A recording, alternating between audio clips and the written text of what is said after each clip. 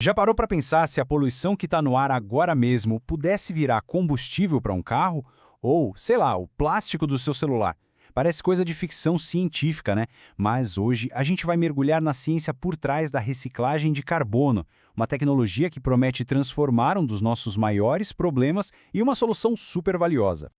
Então, a pergunta é essa. Imagina só que louco, pegar as emissões de CO2, que hoje são uma baita dor de cabeça para o planeta, e simplesmente transformar em combustíveis, em plásticos, em todo tipo de produto químico útil. Pois é exatamente essa promessa da ciência que a gente vai desvendar hoje. Para a gente entender direitinho como isso funciona, nosso caminho vai ter 5 paradas. Primeiro, vamos falar do tamanho do problema do CO2. Depois, como a eletricidade entra nessa história para reciclar o carbono. Aí, vamos conhecer a peça-chave, o catalisador.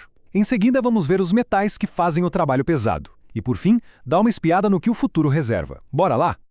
Então, começando pelo começo. O nosso problema global com o CO2. E olha, esse é um desafio que não nasceu ontem, ele vem se desenrolando há décadas. Essa preocupação com o CO2 não é nova, não. A coisa começou a ficar séria mesmo lá para meados do século XX, sabe? Foi quando a quantidade de CO2 na atmosfera disparou. E claro, o mundo precisou reagir. Vieram os grandes acordos globais, como o Protocolo de Quioto, lá em 97, e mais recentemente, o Acordo de Paris, em 2015, que botou na mesa a meta de segurar o aquecimento do planeta. Bom, com um problema desse tamanho, é óbvio que a busca por soluções não para. E é aí que a gente entra na nossa segunda parte, a ideia de reciclar o carbono usando eletricidade. Uma abordagem bem diferente para encarar esse desafio de frente.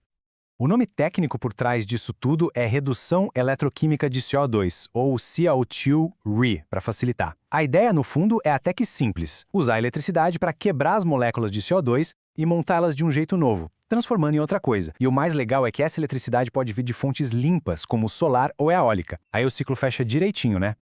Tá, mas como isso acontece na prática? A gente pode pensar em 4 passos.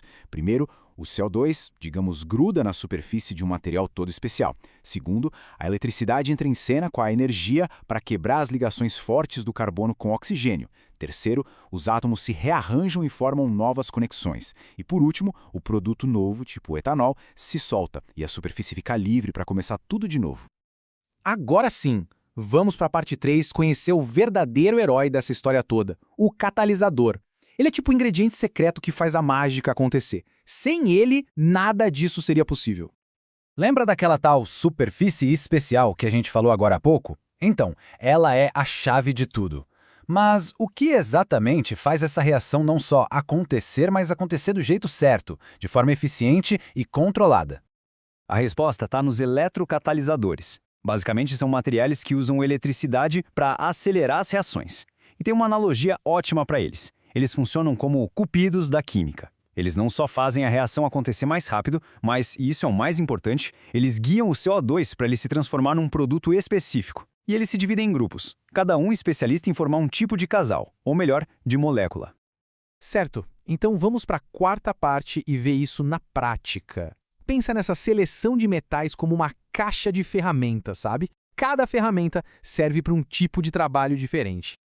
Vamos pegar, por exemplo, metais como o níquel e o zinco. Eles são super eficientes, mas fazem um trabalho mais básico, digamos.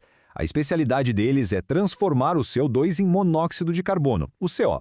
Pode parecer simples, mas esse CO é fundamental. É como se fosse uma pecinha de Lego, a base para construir um monte de outras coisas na química. Ah, mas aí vem o cobre. E o cobre, minha gente, é a grande estrela do show. Ele é o único metal comum que consegue fazer algo que é quase mágico: criar ligações entre átomos de carbono. E o que isso significa? Significa que ele consegue transformar o CO2 em produtos muito mais complexos e valiosos. Coisas como o etileno, que a gente usa para fazer plástico, e o etanol, que é biocombustível. Então, a grande sacada é essa. O catalisador que se escolhe é que manda no resultado final. Com o níquel e zinco, a gente consegue um bloco de construção químico importante. Mas com o cobre o jogo muda. A gente já sai com produtos de altíssimo valor prontos para a indústria de plástico ou de combustível. E para fechar, vamos para a nossa quinta e última parte. Porque apesar de todo esse otimismo, a gente precisa ser realista. Ainda tem alguns bons desafios pela frente para essa tecnologia decolar de vez. Por mais promissora que seja, Para essa tecnologia sair do laboratório e virar industrial, os pesquisadores estão quebrando a cabeça com algumas coisas. Primeiro, a eficiência. Tem que conseguir fazer muito produto gastando pouca energia. Segundo, a seletividade. É preciso garantir que o catalisador produza só o que a gente quer, e não um monte de subproduto. E claro, estabilidade e custo. Os catalisadores precisam durar bastante e ter um preço que faça sentido, senão a conta não fecha, né?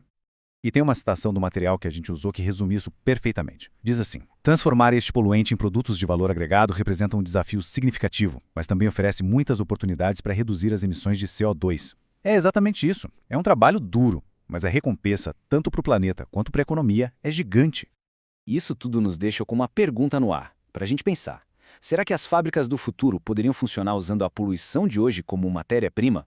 A ciência que a gente viu aqui sugere que essa ideia talvez não seja mais só coisa de filme de ficção científica. Quem sabe não é um vislumbre de um futuro muito mais sustentável vindo por aí?